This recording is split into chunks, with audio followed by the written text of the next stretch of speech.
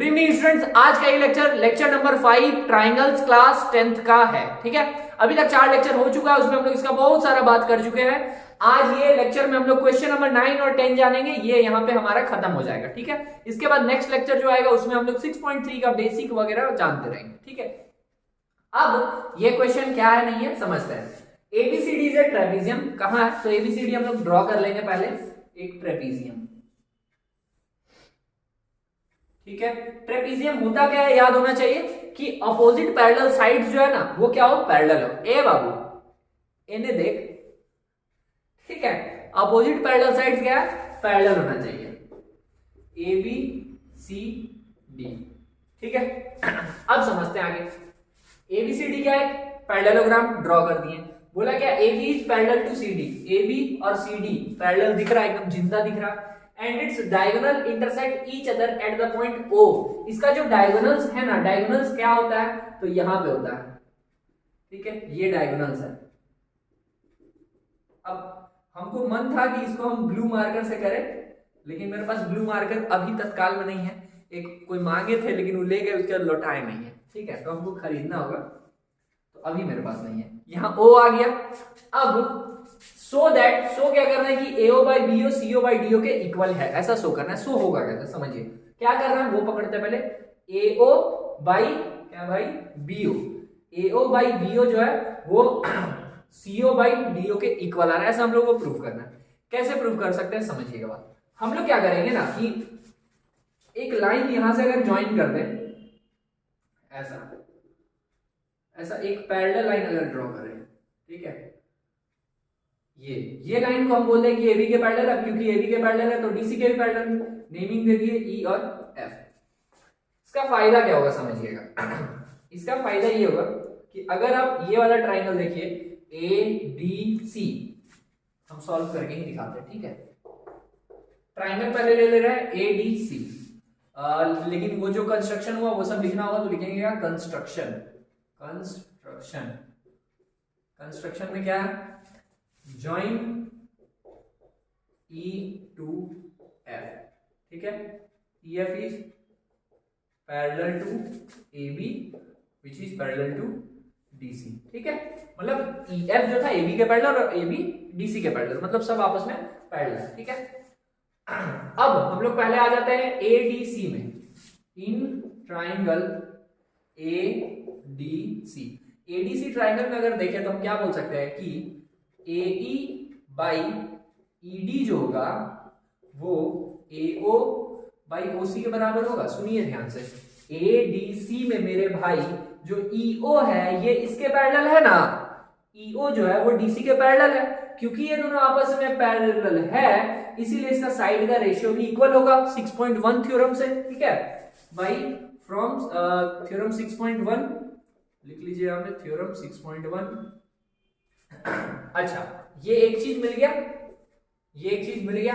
अब दूसरा ढूंढा जाए, यहाँ पे प्रूफ क्या करना था, AO बाई BO, ऐसा। ठीक है, हो जाएगा। ये यहां तक क्लियर हुआ। अब आगे और बढ़ते हैं। अब हम लोग कौन सा ट्राइंगल ले लेते हैं, अब ले लेते हैं ये वाला। देखिए इसमें हमको क्या क्या मिल गया है। AEED का काम नहीं, हमको AO और OC का काम है। ठीक है, AO और OC का काम है, लेकिन हमको AE और ED आना चाहिए सेकेंड वाले में भी। क्यों? क्योंकि जब हम दोनों को इक्वल बोल के कंपेयर करेंगे तभी तो आएगा। तो हम लोग यहाँ पे ADC लिए है ना, तो मन में आएगा क्या ना, मेरे मन में भी यही आ रहा था कि हम सर ABC लेंगे। ABC अगर लेंगे ना तो जो रेशियो रहेगा वो क्या मिलेगा, ऐसा CF बाई FB। ठीक है, तो इसका तो काम ही नहीं है ना, उधर जाना काएगा, हमको इन दोनों का रेशियो चाहिए। क्यों? क्योंकि AE और ED यहाँ पे भी है, AE बाई ED। ये जब दोनों में कॉमन आएगा तब हम बाकी चीज को इक्वल बोलेंगे। तो इसको लाना है किसी तरह से, तो इसको कैसे लाएंगे, तो हम यहाँ ट्राइंगल ले लेंगे ADB। सुनिए ऐसा, ये ट्राइंगल ले रहे हैं हम। ठीक है, यहाँ A, यहाँ D और यहाँ E। ठीक है, अब ये ऐसे पैरेलल जा रहा है। अब समझते हैं, ये पैरेलल हो गया E और O। Ratio AE by ED बराबर क्या होगा, EO बाई OD। क्लियर? लिखते हैं इन ट्राइंगल कौन सा, ADE। अब ADE में क्या लिख देंगे, अच्छा हम लोग यहीं से रखते हैं, ठीक है, इसको डी बाई, खैर कैसे भी रख सकते हैं, ए ई बाई ई डी जो है, बस ये ध्यान रखना अगर हम यहां से स्टार्ट करते हैं ना ऐसा कि डी ई बाई ई ए, तो इधर भी हम लोग यहीं से चलते कि डी ओ बाई ओ ई, लेकिन अगर हम यहां से स्टार्ट किए कि ए ई बाई ई डी, तो इसके लिए फिर हमको ई ओ बाई ओ डी रखना होगा, सही है। तो ए ई बाई ई डी रखे, तो वहां से क्या रखेंगे हम लोग, ई ओ बाई ओ डी, यहां तक कोई दिक्कत नहीं, ठीक है। E O by O D सही चल रहा है क्या, नहीं, यहाँ पे मेरे भाई ए डी, यहाँ पे क्या था, बी था, हम ई लिख दिए, इसीलिए हमको थोड़ा अलग लग रहा था। तो ये क्या होता है, B O by O D होता है, ई ओ ना होके B O by O D, इसको बोल दिए सेकेंड। फर्स्ट और सेकेंड सॉरी, फर्स्ट और सेकेंड में क्या दिख रहा है, ए ई बाई डी, यहाँ भी ए ई बाई डी, क्योंकि ये दोनों सेम है तो फ्रॉम 1 एंड 2 ये दोनों भी हम इक्वल बोल सकते हैं, फ्रॉम 1 एंड 2 क्या बोलेंगे कि A O by O C equals to B O by D O, ठीक है। अब ओ डी बोलिए डी ओ बोलिए सेम चीज है, इसको भी हम सी ओ कर देते हैं, ठीक है, ओ सी को, जो ये ओ सी था इसको हम सी ओ लिख दिए, ज्यादा अच्छा रहेगा। अब देखिए क्या प्रूफ हुआ, ए ओ बाई बी ओ चाहिए था, भाई ए ओ बाई सी ओ आ गया, क्या करेंगे, कुछ नहीं पलट देना, ये डिवाइड में था, ये मल्टीप्लाई में था, ये इधर आएगा डिवाइड में, तो क्या होगा, ए ओ बाई बी ओ बराबर हो जाएगा सी ओ जो डिवाइड कर रहा है मल्टीप्लाई में, सी ओ बाई डी ओ, ऐसा क्या हो गया, प्रूव हो गया ना, सेम आ गया ना। अरे कैसे नहीं आएगा, हम हैं, ठीक है। चलिए ये समझ में आया, आइए नेक्स्ट क्वेश्चन पे।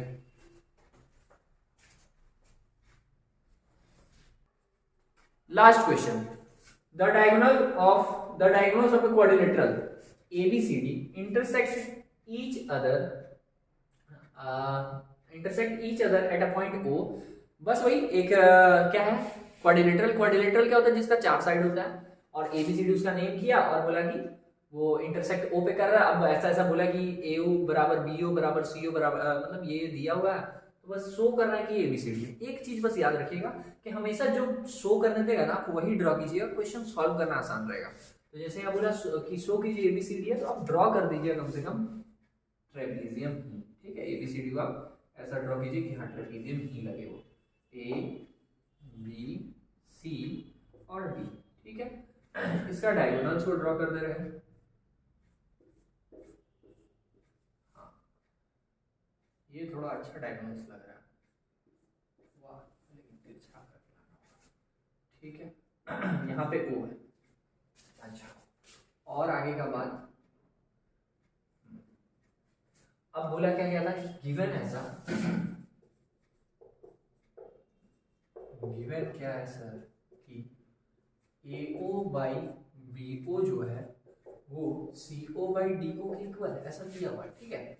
क्या AO by BO equals to CO by DO, ऐसा दिया हुआ है, तो हमको बस शो करना है कि ये ट्रेपीजियम ही है। अब ट्रेपीजियम को अगर आप याद कीजिए ना, ट्रेपीजियम का प्रॉपर्टी क्या होता है, ट्रेपीजियम का प्रॉपर्टी होता है कि यहाँ पे करना ये है ना सर, जैसे 9 की है ना उसका अपोजिट हो रहा है, ठीक है। करेंगे क्या हम लोग, एक लाइन पहले कंस्ट्रक्ट करेंगे, ड्रॉ कर देंगे, यहाँ से ऐसे ज्वाइन करेंगे। लास्ट वाले क्वेश्चन में हम पूरा ज्वाइन किया था बट उसका यूज नहीं हो पाया था, तो बस यहीं पे ड्रॉ करेंगे, उधर का काम नहीं रहता, ठीक है। हम लोग इसमें क्या करेंगे, इस लाइन में कुछ ऐसा ड्रॉ कराएगा, हमको पैरेलल प्रूफ करना है, ठीक है। मतलब ट्रेपीजियम प्रूफ कैसे होगा ना, अगर अपोजिट साइड्स को पैरेलल प्रूफ करते हैं, काम मेरा हो जाएगा, ठीक है। तो हम जो ये कंस्ट्रक्ट किया ना, ये जो लाइन हम लिखेंगे क्या ऐसा कि कंस्ट्रक्शन के join E to O, E से O को ज्वाइन कीजिए, सच दैट कुछ ऐसे ज्वाइन करना है कि पैरेलल हम बोल दें या रहने दें, अभी एक मिनट सोचते हैं, ये ऐसा है, पैरेलल बोलेंगे नहीं, पैरेलल नहीं बोलेंगे, ठीक है। बस मान लिया क्या कि E से हम O को ज्वाइन किए, अच्छा, तो जब हम E से O को ज्वाइन किए ना, तो बस कुछ चीज हम लिखते हैं, समझिएगा उस चीज को।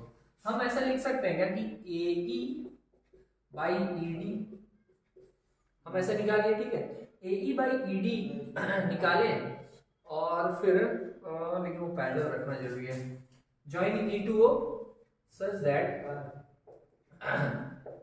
that EO is parallel to BC, ठीक है। ईओ जो था वो डीसी के पैरेलल था, क्योंकि ईओ डीसी के पैरेलल था तो क्या होगा, एई बाई ईडी जो होगा ना वो एओ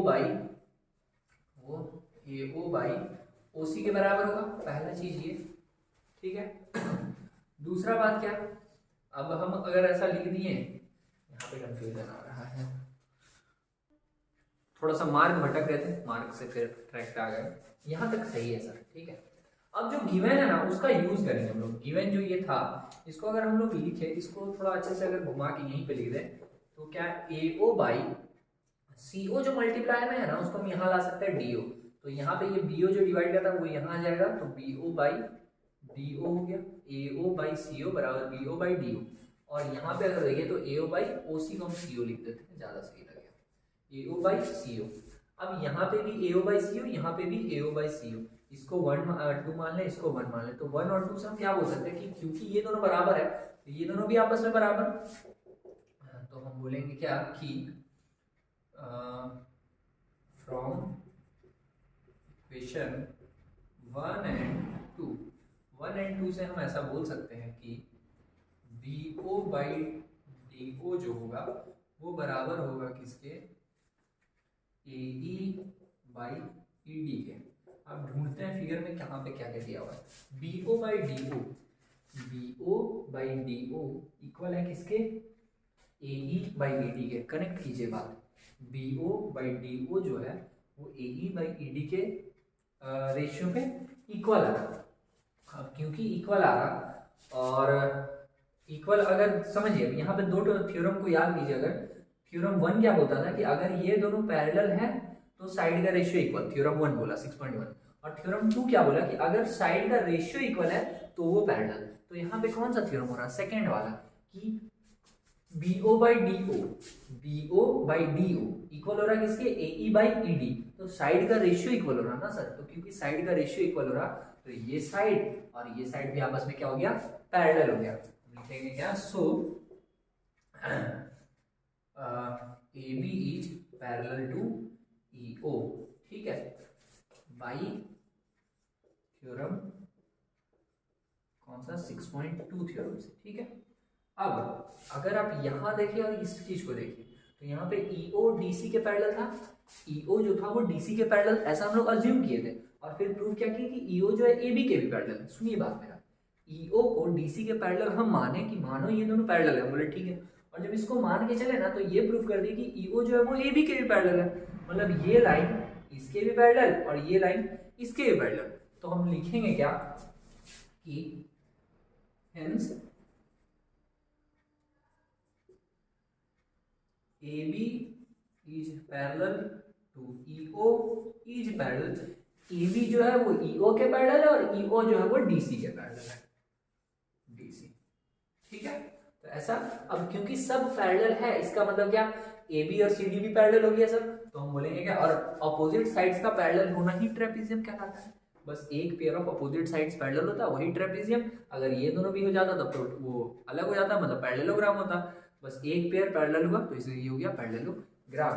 हम लिखेंगे क्या, so A B C D is trapezium, ठीक है, ट्रेपेजियम ऐसा प्रूव करना था, ऐसा प्रूव हो गया, ठीक है। लेकिन ये सब क्वेश्चन दिक्कत देते रहता है, हमको भी देता है अभी तक, तो इसलिए थोड़ा थोड़ा रिवीजन करते रहिए तब ध्यान में रहेगा ये। उम्मीद है समझ में आया होगा, तो फिर हम लोग अभी इसको यहीं पे रखते हैं, मिलते हैं हम लोग नेक्स्ट लेक्चर में नई एक्सरसाइज 6.3 के बेसिक के साथ। अभी के लिए थैंक यू।